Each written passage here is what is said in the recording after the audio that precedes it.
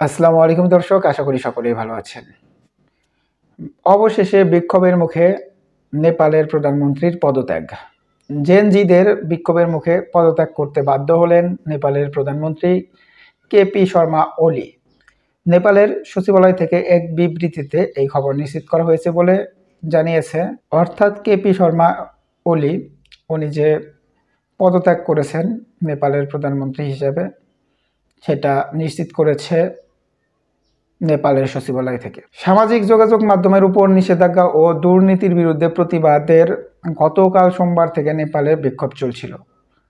অর্থাৎ সোমবার, আজকে মঙ্গলবার, 2 দিনের বিক্ষোভেই পালিয়ে গেছে। শেখ হাসিনার মতো শত শত বা হাজারো ছাত্রদের উপর অত্যাচার, খুন করে পালায়নি, বরঞ্চ ছাত্ররা বা জনগণ চাচ্ছে না, জেনজি চাচ্ছে না দেখেই 2 দিনের মাথায় সে পদত্যাগ করতে বাধ্য হয়েছে। দর্শক, কারফিউ উপেক্ষা করে আজ সকাল থেকে বিক্ষোভকারীরা রাস্তায় নামেন। তারা নেপালি কংগ্রেসের কেন্দ্রীয় কার্যালয় সহ বিভিন্ন মন্ত্রী ও রাজনীতিকের বাড়িঘরে হামলা ও ভাঙচুর চালায়।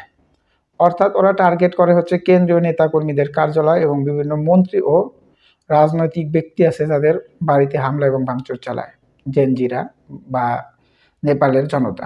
রাজধানীর কাঠমান্ডুতে ব্যাপক সহিংস দুর্নীতি বিরোধী বিক্ষোভে 2 দিন পর মঙ্গলবার প্রধানমন্ত্রীর পদ থেকে পদত্যাগ করেন কেপি শর্মা ওলি।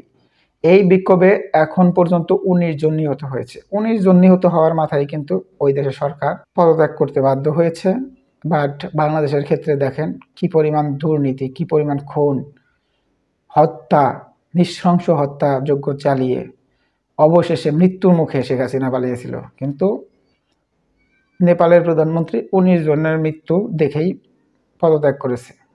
বাংলাদেশ আর নেপালের সাথে তুলনা করলে কিছুটা হলেও নেপালের প্রধানমন্ত্রী আমার কাছে ভালো মানুষ মনে হয়। দর্শক, এই বিষয়ে আপনাদের কোনো মতামত থাকলে অবশ্যই কমেন্টে জানাবেন। জেনজি বিক্ষোভ নামে পরিচিত এই আন্দোলনের একটি প্রধান দাবি ছিল ওলির পদত্যাগ। অর্থাৎ জেনজি যে বিক্ষোভে প্রতিবাদ করছিল, এটার 1 নম্বর বা প্রধান একটা দাবি ছিল হচ্ছে ওই দেশের নেপালের প্রধানমন্ত্রী ওলির পদত্যাগ। বিক্ষোভকারীদের নেপালি পার্লামেন্ট ভবনে আগুন লাগিয়ে দেওয়ার কয়েক ঘন্টা পর ওলি পদত্যাগ করতে বাধ্য হয় এবং পদত্যাগের ঘোষণা করেন। জেনজিরা যখন নেপালে পার্লামেন্টে ঢুকে পড়ে এবং বাংলাদেশি স্টাইলে ভাঙচুর শুরু করে এবং পার্লামেন্টে আগুন লাগিয়ে দেয়, তার কিছুক্ষণ পরেই নেপালের প্রধানমন্ত্রী ওলি পদত্যাগের ঘোষণা করেন। দর্শক, নেপালের প্রধানমন্ত্রী মানে হচ্ছে গিয়া 2টা কারণে পদত্যাগ করতে বাধ্য হয়েছে।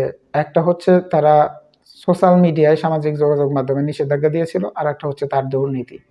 এই 2টা কারণেই সে পদত্যাগ করতে বাধ্য হয়েছে। আর এই আন্দোলনের মধ্যে 19 জনের মতো ছাত্র জনতা বা জেনজি নিহত হয়েছে।